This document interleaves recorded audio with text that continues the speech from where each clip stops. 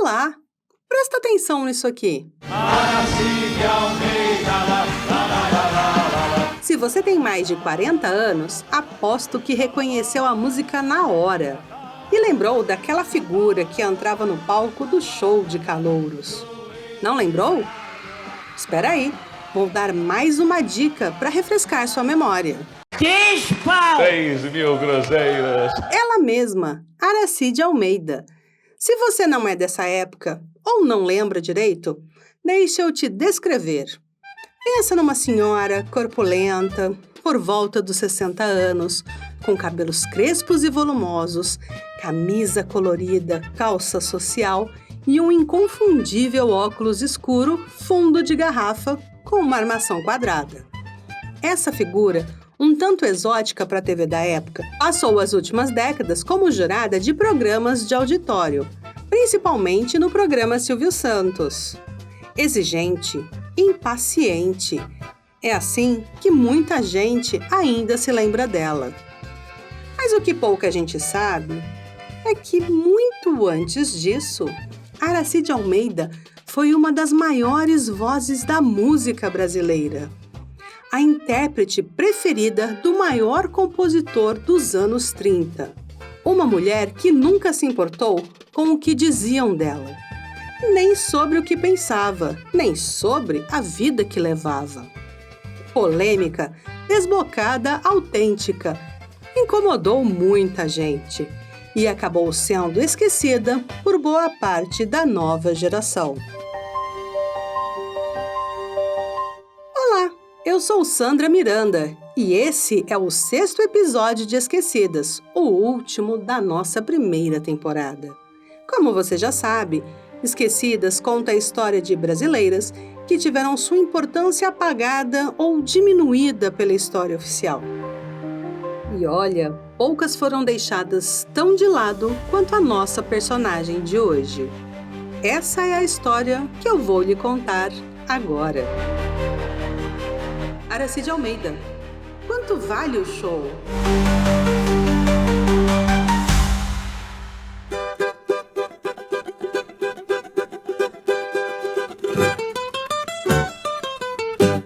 Agosto de 1914, um mês agitado. Na Europa, a Primeira Guerra Mundial corria solta e quase todos os países da região já haviam declarado guerra uns aos outros. O Brasil, esperto, decidiu ficar neutro e não participar do conflito. Em São Paulo, nascia o Palestra Itália, que mais tarde viraria o Palmeiras. No Vaticano, morria o Papa Pio X. Talvez alheio a tudo isso, o chefe de trens da Estação Central do Brasil recebeu a notícia de que sua filha estava nascendo, no bairro do Encantado, subúrbio do Rio de Janeiro. Baltazar Teles de Almeida, esse era o nome dele, correu para casa, onde a esposa Hermogênia estava em trabalho de parto. Foram 12 quilômetros de viagem, que, considerando os transportes da época, não era exatamente um trajeto rápido. Por pouco, Baltazar não perdeu o nascimento da sua primeira filha. O casal batizou a menina de Araci Teles de Almeida. Não se sabe muito sobre sua infância, mas há registros de que estudou primeiro em uma escola do Engenho de Dentro e mais tarde no Meier. Esse episódio de Esquecidas tem um brilho especial. Aracide Almeida viveu inteiramente no século XX, um tempo em que o rádio e depois a TV faziam parte do cotidiano de todo brasileiro. E do início dos anos 30 até o finalzinho dos anos 80, ela foi presença constante diante dos microfones e das câmeras. Então, pela primeira vez aqui na série, quem vai ajudar a contar essa história é a própria Araci.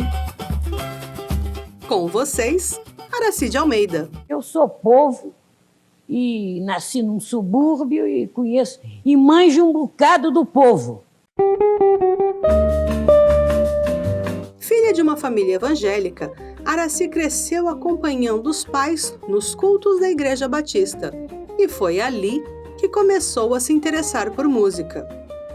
Por volta dos 11 anos, já cantava hinos religiosos na sua igreja. Mas não demorou para perceber que a música podia ir muito além das paredes do templo. A minha mãe e meu pai queriam que eu fosse cantar. Então eu levei muita bronca. Para mim ter que cantar, eu tive que sair de casa. No começo, escondida dos pais, Araci começou a cantar pontos nos terreiros de candomblé.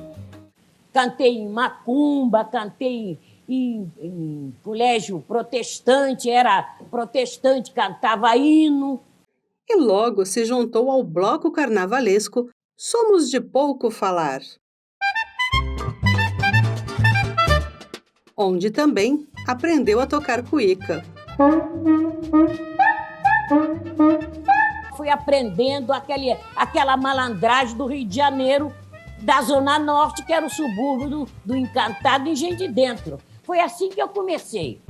Nessas andanças, Araci conheceu um sujeito pra lá de interessante. Cabelo impecavelmente penteado, bigodinho bem ao estilo da época. Custódio Mesquita era compositor, pianista e radioator. Em 1933, Araci tinha 19 anos. Custódio, encantado com o talento da garota, resolveu apresentá-la ao pessoal da Rádio Educadora do Brasil, uma das emissoras pioneiras do Rio de Janeiro, naquele comecinho dos anos 30. Eu fui cantar por imitação. Eu vi uma outra cantora cantar, então eu resolvi cantar também. Araci estourou com a canção Bom Dia, Meu Amor. Logo depois, veio o convite para gravar uma marchinha. Meu negócio era arrumar uma grana. E para arrumar grana, eu tinha que cantar alguma coisa. Eu tentei tudo. O que deu certo foi cantar samba. E foi justamente nos corredores da Educadora que Araci Teles de Almeida, agora oficialmente Araci de Almeida, conheceu uma figura ainda mais pitoresca que Custódio Mesquita. E, sem dúvida, muito mais genial. Noel Rosa. Noel, eu conheci ele no primeiro dia que eu fui levada do Encantado para cantar uma música no programa na Rádio Educadora do Brasil, no Rio de Janeiro. O maior compositor de sua época. Suas letras atravessaram gerações. Noel era a pura tradução do boêmio, do malandro carioca.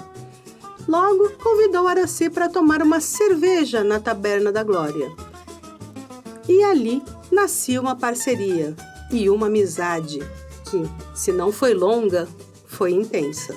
Ele era um cara formidável, era um cara muito brincalhão. Naquele tempo, no Rio de Janeiro, se botava pão na porta e leite também, aquelas garrafas de leite. Ele pegava as garrafas, levava o pão e tomava o leite. Ele mexia com aqueles caras que lavavam a cidade do Rio de Janeiro com aquela mangueira d'água. O Noel Rosa era um cara muito bacana, bom, só tinha uma coisa, era pobre, não tinha nada, é só isso. O defeito do Noel era esse, não ter dinheiro. Araci começou a interpretar as músicas de Noel. E já em 1934, gravou Riso de Criança, a primeira canção escrita especialmente para ela.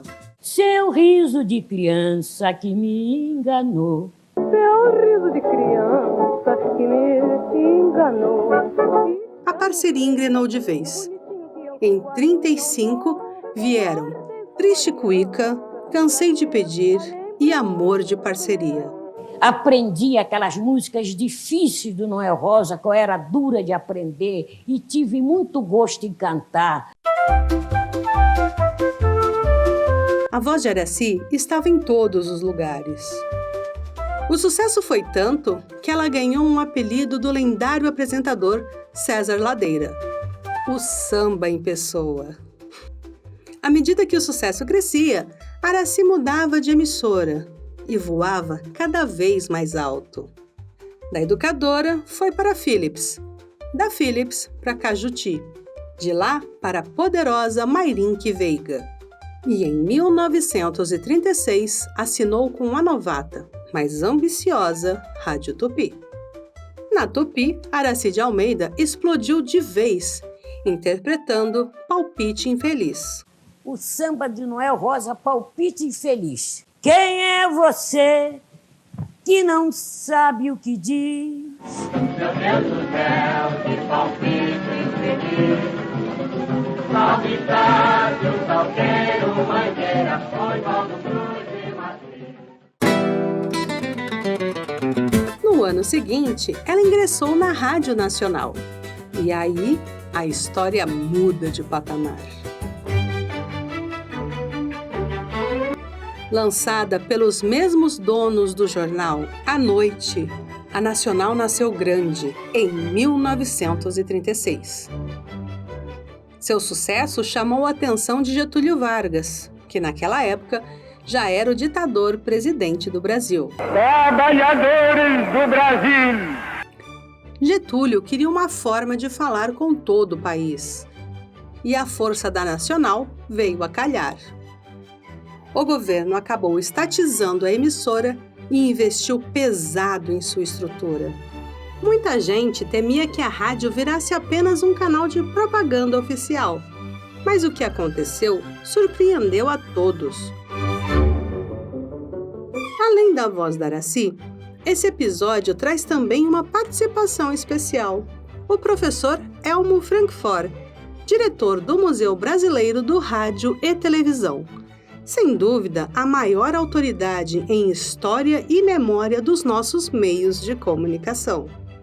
A Rádio Nacional foi para o meio radiofônico o que a TV Globo, a Rede Globo, ainda é para a televisão, ditando moda, mudando a cultura, moldando também vários costumes e tudo que era dito por meio de sua programação radiofônica. Radionovelas, jornalismo, programas de auditório, grandes musicais. A Nacional tinha tudo e com a melhor qualidade artística e técnica da época. E isso faz com que ela dê um salto muito grande em toda a história do rádio e todo o panorama do rádio da época, porque ela tem o melhor elenco, o melhor som e também o melhor alcance. Transmitindo em ondas médias, curtas e tropicais, seus sinais varriam o Brasil de norte a sul. E ainda alcançavam uma base enorme de ouvintes no exterior. Para se ter uma ideia, as torcidas dos times do Rio de Janeiro cresceram tanto no Nordeste por causa das transmissões esportivas da Nacional, que eram ouvidas lá com mais nitidez do que as rádios locais. Rádio Nacional do Rio de Janeiro, Brasil, diretamente do estádio Mendes de Moraes, no Rio de Janeiro. Na Nacional, Aracy estreou com 2 músicas de Noel, Eu Sei Sofrer e Último Desejo. Essa música o Noel Rosa me deu dias antes dele morrer. Eu fui lá e ele estava de cama, até muito magro, com pijama de flanela, muito amarelo. Então o Noel disse, eu fiz essa música para você cantar. Foi a última música que o Noel me ensinou, ainda tocando no violão. Foi O Último Desejo. Nosso amor que eu não esqueço e que teve o seu começo numa festa de São João. Depois que o Noel Rosa morreu, eu deixei de gravar. Ao contrário do que muita gente imaginou, a carreira de Aracy não parou com a morte do amigo. Em 1938, foi a vez de Feitiço da Vila e Século do Progresso. A noite estava estrelada quando a roda se formou. Eu gostava muito naquela época de jogador de futebol, sabe? José Fontana, um dos goleiros mais famosos da história do Vasco, conhecido como Rei.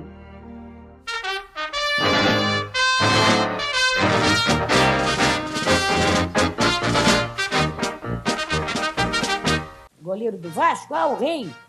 Aquilo foi vamos dizer, ele era amigo meu. Rei foi viver com Aracy a partir de 1938. A vida do novo casal não durou muito, mas rendeu boas histórias. Certa vez, Davi Nasser, um dos jornalistas mais ativos que o país já teve, autor de reportagens históricas nas revistas O Cruzeiro, Manchete e em grandes jornais, apareceu na casa de Aracy no momento em que só Rei estava por lá. Nasser, que nas horas vagas também era compositor, chegou querendo mostrar uma música para Aracy gravar. Rei disse que tudo bem, mas com uma condição. Ele precisaria encerar o chão da sala antes que Aracy voltasse. Quando ela chegou, encontrou o chão brilhando e Nasser, todo orgulhoso, apresentou a canção. Aquela passada de cera acabou rendendo a ambos um dos maiores sucessos da carreira, com razão ou sem razão. Com razão ou sem razão, convém a nossa separação.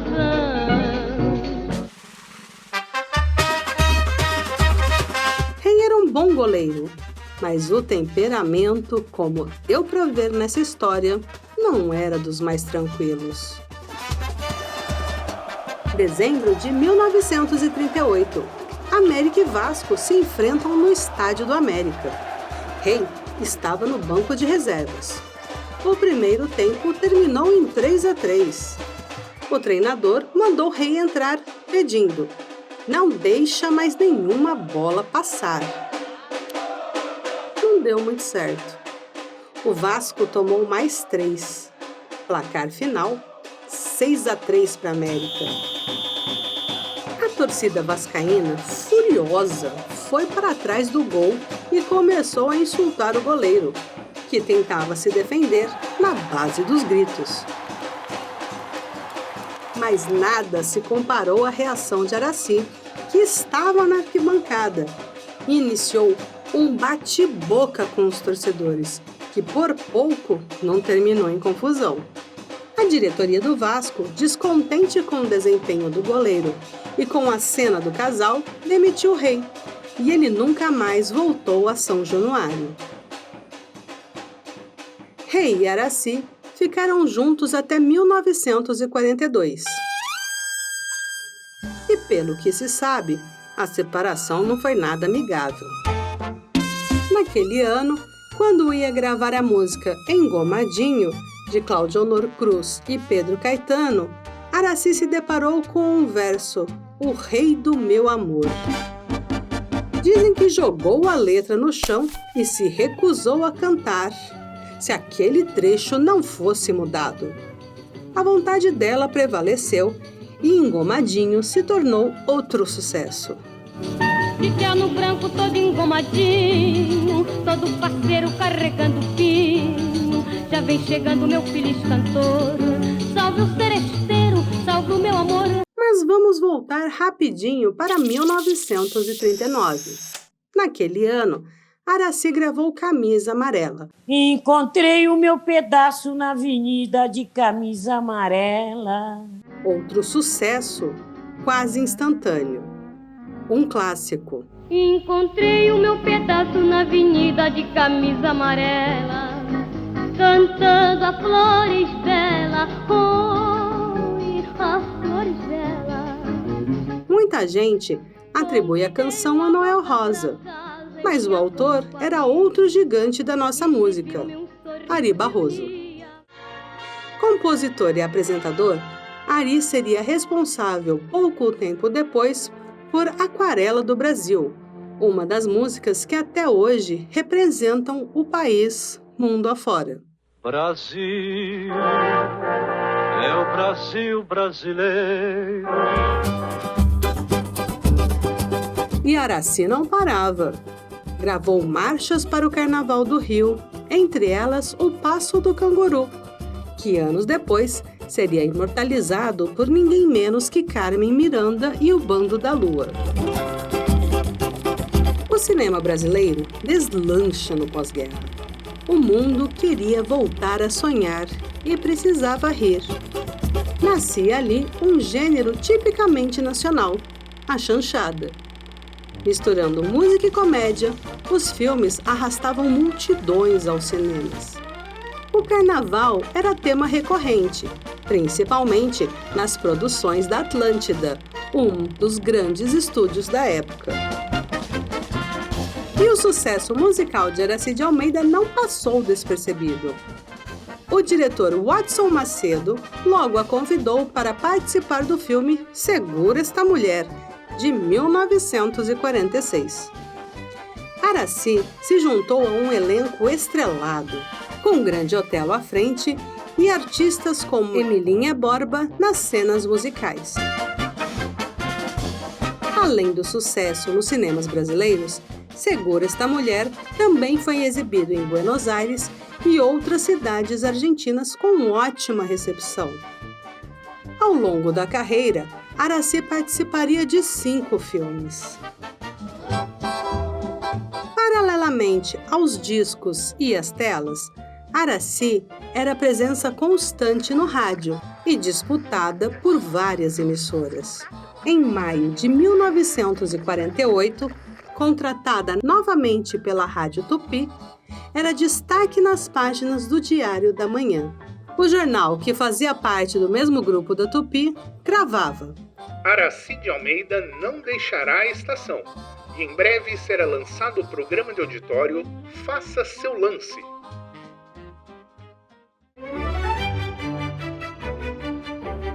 A Rádio Tupi integrava o gigantesco conglomerado Diários Associados, com ramificações em praticamente todos os estados brasileiros. O grupo, que existe até hoje, seria responsável pouco tempo depois por introduzir a televisão no país.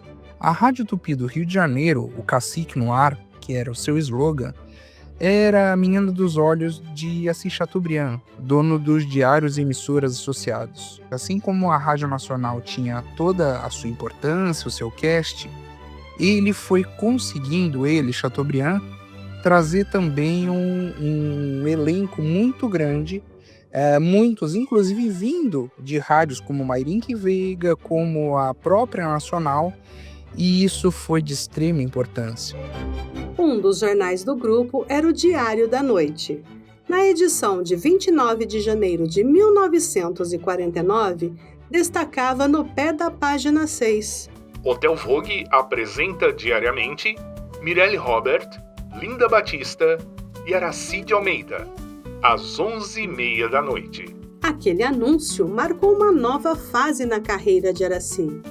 Ela seria impulsionada por um personagem curioso, o austríaco Max Stuckart.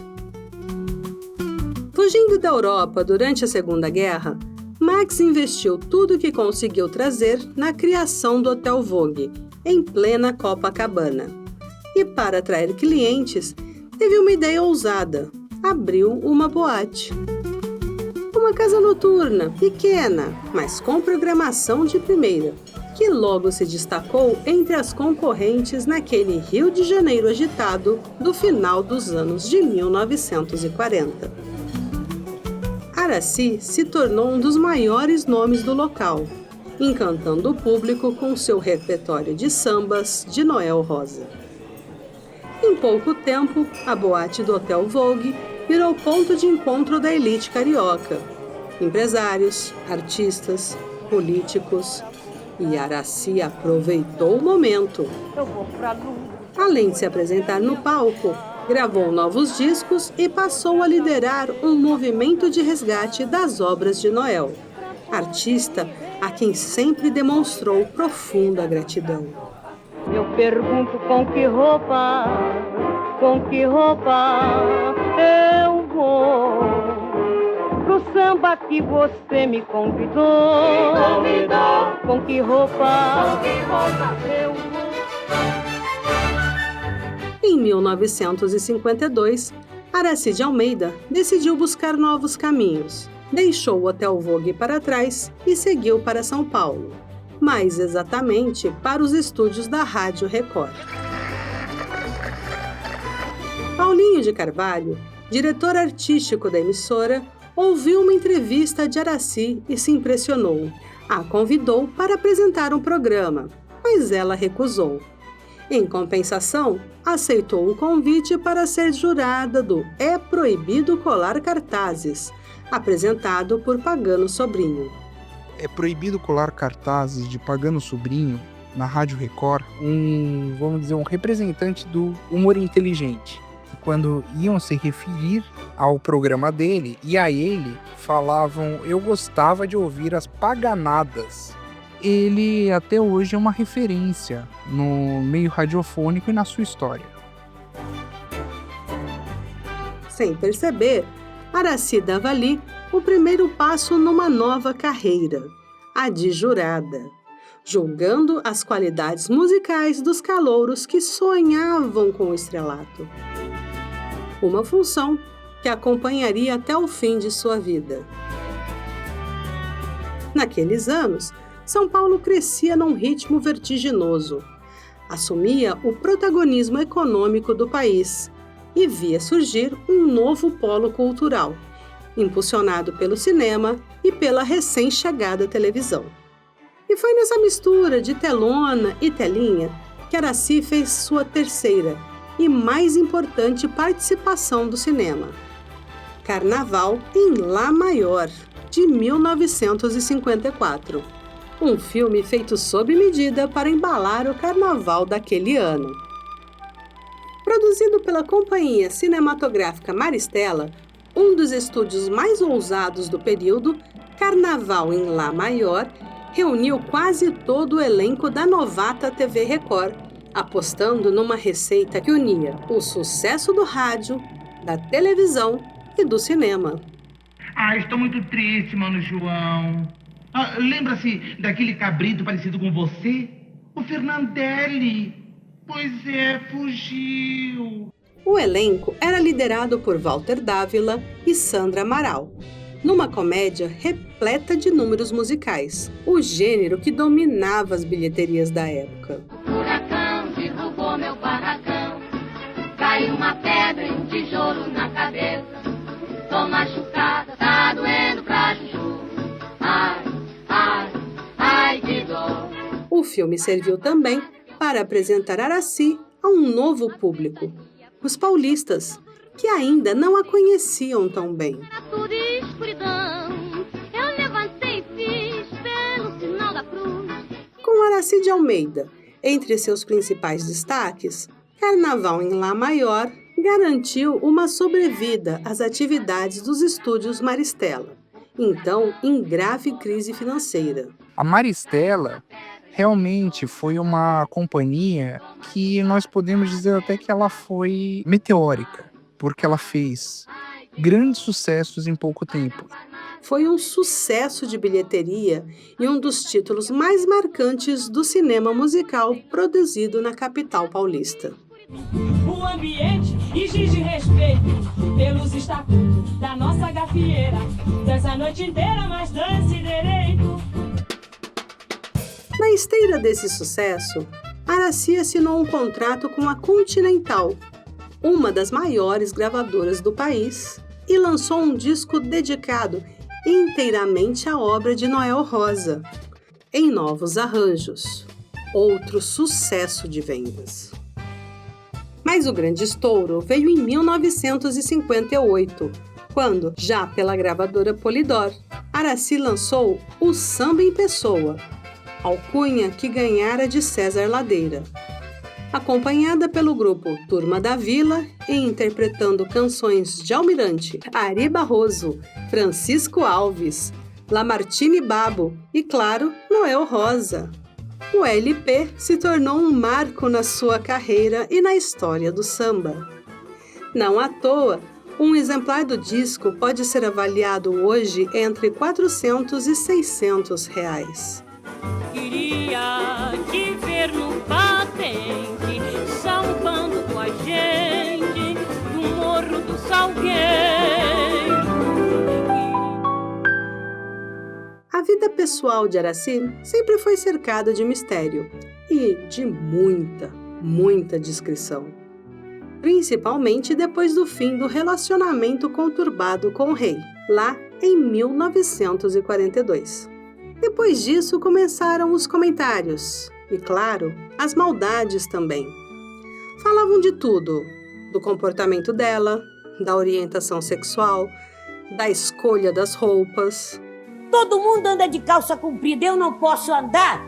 Mas Aracy nunca desmentia nem confirmava. Entrava no jogo. O homem dos meus sonhos nasceu morto, minha filha. Aliás, fazia até questão de provocar as fofocas. O amor da vida da gente não é só um, são vários. A gente ama assim. Eu amo manga, por exemplo, né? Pode ser, manga? Não é? Mas eu amo pessoas. Eu já amei muito, já amei assim, homens. E realmente agora eu estou numa onda diferente. Mas eu não vou dizer para você porque não interessa, né? Mas o fato é que ela não ficou sozinha. Essa parte da história só veio a público há cerca de 15 anos. No final dos anos 50, mais precisamente em 1957, Aracy conheceu um médico militar, o coronel Henrique Pfefferkorn.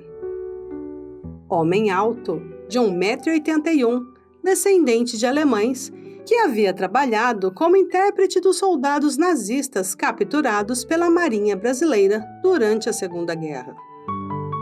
Henrique e Aracy viveram um relacionamento que durou décadas, e em segredo, e num silêncio quase absoluto.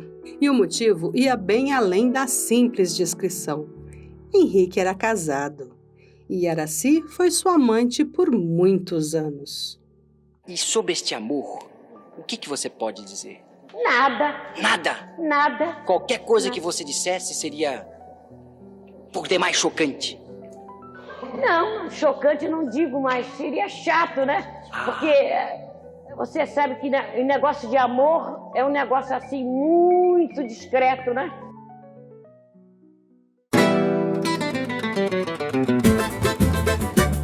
A carreira de Aracy seguia firme. Em 1964, gravou Tô Chegando Agora, ao lado da dupla Tonico e Tinoco, já lendários na música sertaneja. No ano seguinte, fez uma temporada na Boate Zum Zum, no Rio, ao lado de Billy Blanco e Sérgio Porto. Eu sou preguiçosa, malandra, eu não gosto de cantar, eu não para mim, dinheiro não me interessa, também a glória também não me interessa. Meu negócio é ir levando a vida. Eu nunca gostei de cantar, nem quero ser a maior cantora, nem quero ser isso, nem quero ser aquilo. Em 1965, estrelou o show Samba Pede Passagem, no Teatro Opinião, sob direção de Miele e Ronaldo Boscoli. Eu não vivo de saudade, eu vivo no presente e acho que tudo agora está tudo certo.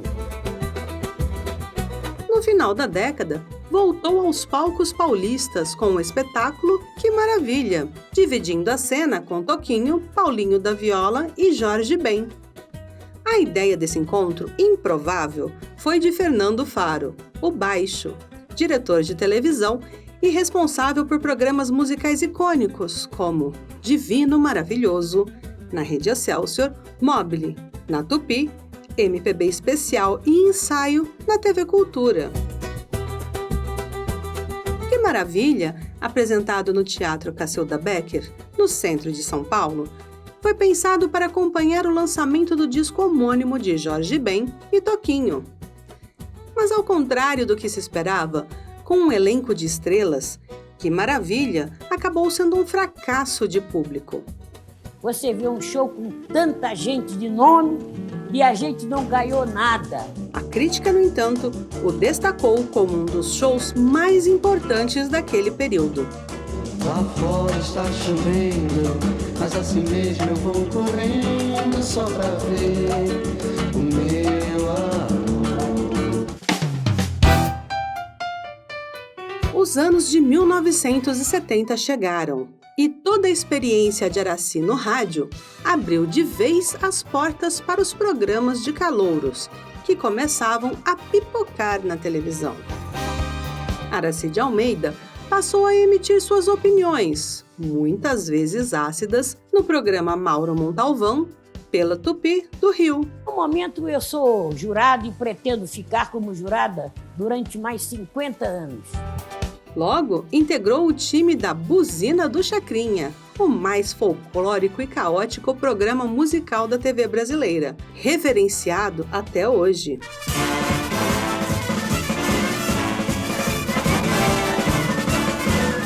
Comandado, é claro, por Abelardo Barbosa, o Chacrinha. Eu estou aqui para confundir, eu não estou aqui para explicar. O programa nasceu no rádio e, ao chegar à televisão, ainda nos anos de 1960, virou passagem obrigatória para qualquer artista que quisesse fazer sucesso no país até os anos 90. Mas o sucesso total viria quando Silvio Santos a convidou para integrar a bancada do programa Show de Calouros. Este programa da Rede Tupi foi liberado pela Censura Federal para exibição neste horário.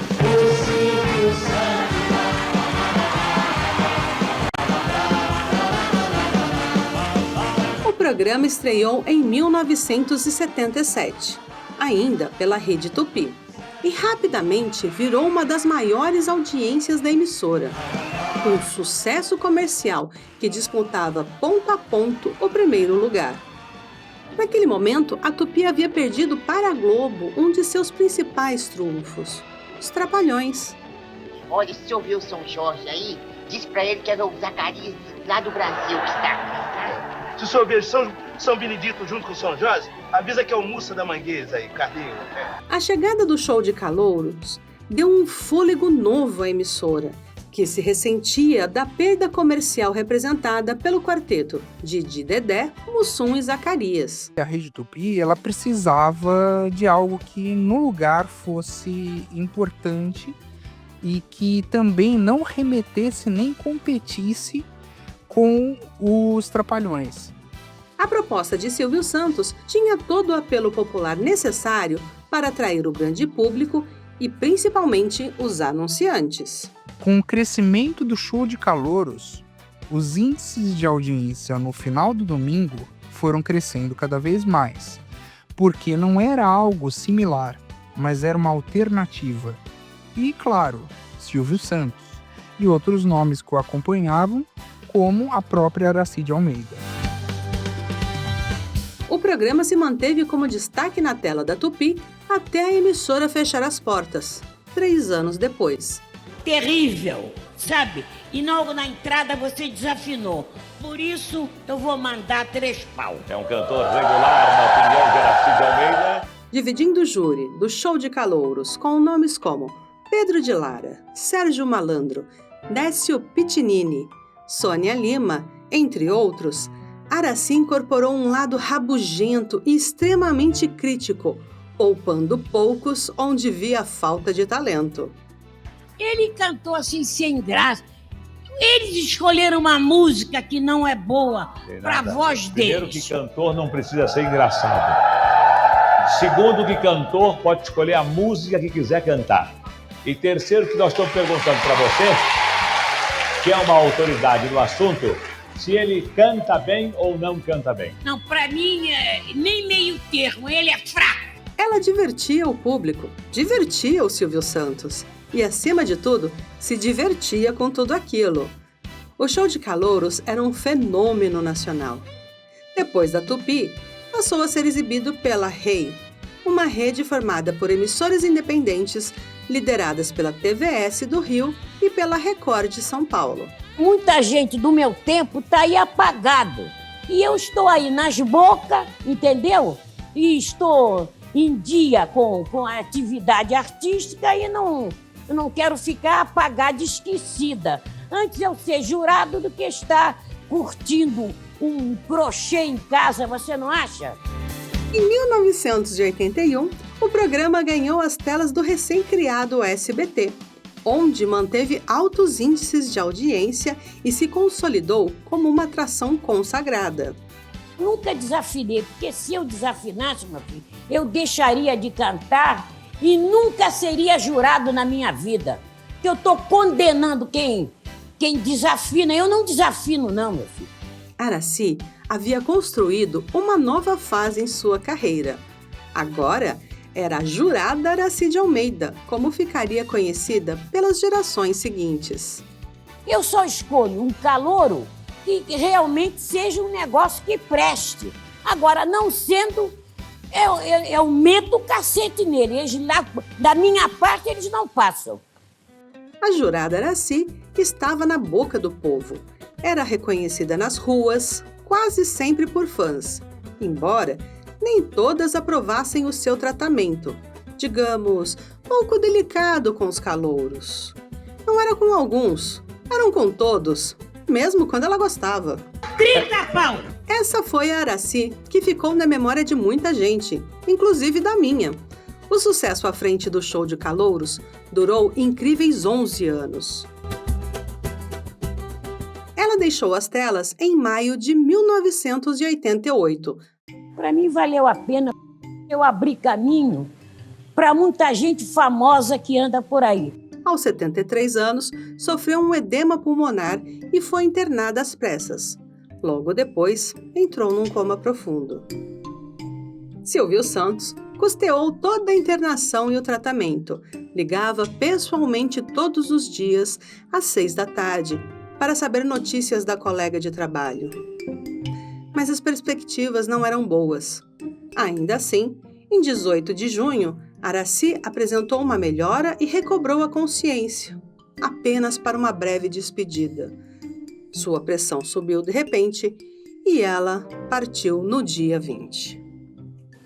Tudo acaba, meu filho. Essa vida é muito rápida. É um negócio passageiro.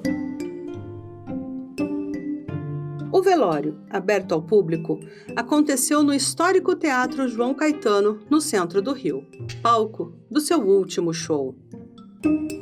Depois de um cortejo sobre um caminhão do Corpo de Bombeiros, o corpo de Aracy cruzou os bairros da Lapa, Glória, Copacabana, Vila Isabel, Meier e Encantado, até o sepultamento no cemitério Jardim da Saudade. Aracy de Almeida viveu uma vida cercada de polêmicas, sempre sob a luz dos holofotes. Viveu praticamente 2 carreiras, a de cantora e a de jurada. Fora dos padrões, Aracy foi um marco de resistência. Foi muito mais que a Dama do Encantado ou o samba em pessoa. Tanto no rádio, na história do rádio, como na história da televisão brasileira, pessoas como Aracy de Almeida faziam essa diferença.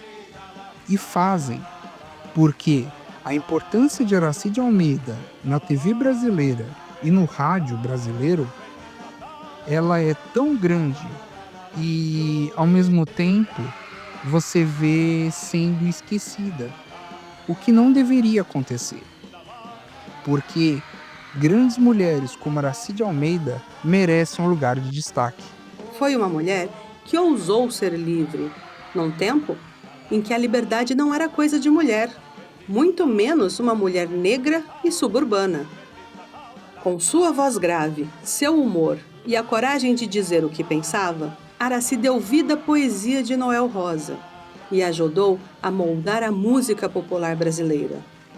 Depois, definiu como ninguém o papel de jurada no mais popular programa de calouros da TV. Teve fama, caiu no esquecimento, mas nunca deixou de ser autêntica. Porque Aracy cantava e atuava com verdade, e verdade não envelhece. Lembrar de Aracy de Almeida é lembrar que as vozes femininas que desafiam o tempo são aquelas que nunca se calam.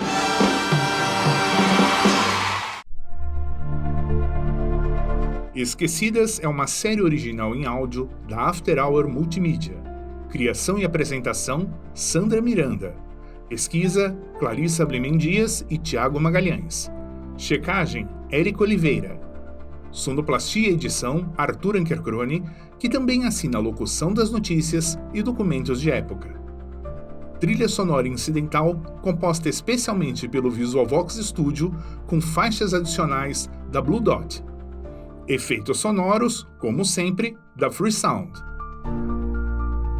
O texto foi baseado em livros e reportagens do Dicionário Cravo Albim da Música Brasileira, Revista Piauí, site Ludopédio, Jornal dos Esportes, Brasil Journal, Discografia Brasileira, do Instituto Moreira Salles, Portal da Câmara dos Deputados, Hemeroteca da Biblioteca Nacional, Revista Manchete e Diários Associados. O programa também contou com áudios originais da TV Cultura, TV Record, TV Tupi, TV Globo, Rádio Nacional, Companhia Cinematográfica Maristela e Atlântida Cinematográfica, todos disponíveis no YouTube. Roteiro e direção, Arthur Ankercrone e Sandra Miranda. E com a história de Aracide Almeida, a gente encerra a primeira temporada de Esquecidas, a saga das brasileiras apagadas de nossa história.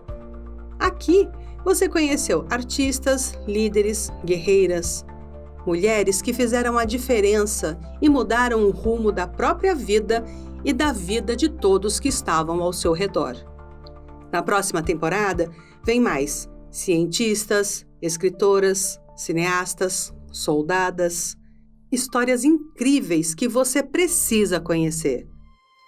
Tem umas coisas bem interessantes sobre o nosso projeto que a gente quer dividir com você e, principalmente, agradecer. Nesses 6 meses, Esquecidas chegou a um público majoritariamente feminino, 60% de mulheres. E o mais bonito, em 6 países diferentes. Temos ouvintes nos Estados Unidos, em Portugal, na Rússia, na Espanha, na Polônia e, claro, aqui no Brasil. Por aqui, as ouvintes estão principalmente em São Paulo, Bahia, Rio de Janeiro, Rio Grande do Norte, Pernambuco, Mato Grosso e Paraná. Muito obrigado a todos, mesmo que não foram citados aqui, você de outro estado. Eu quero agradecer com muito carinho a todos vocês, que esse é um projeto pessoal, que eu demorei muito para conseguir colocar ele para frente e fazer um formato bacana, que esse é um sonho antigo, que agora eu compartilho com vocês.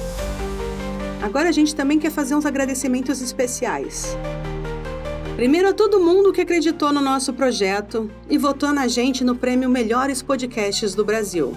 A gente não levou o troféu, mas só de estar lá já foi um baita incentivo. Ano que vem tem mais. E um agradecimento mais do que especial ao Rodrigo Alves, do podcast Vida de Jornalista.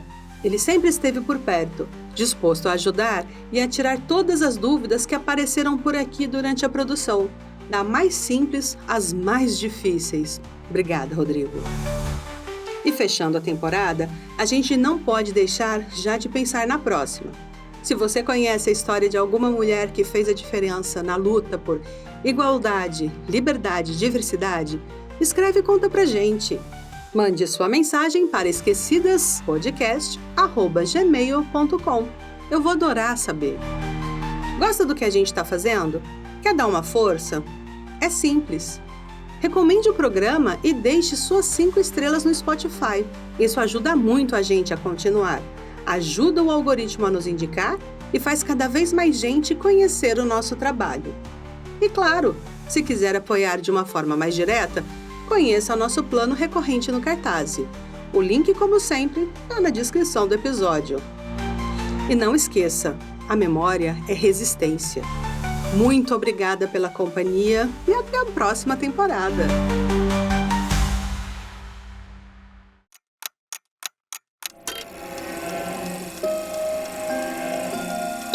After Hour Multimídia.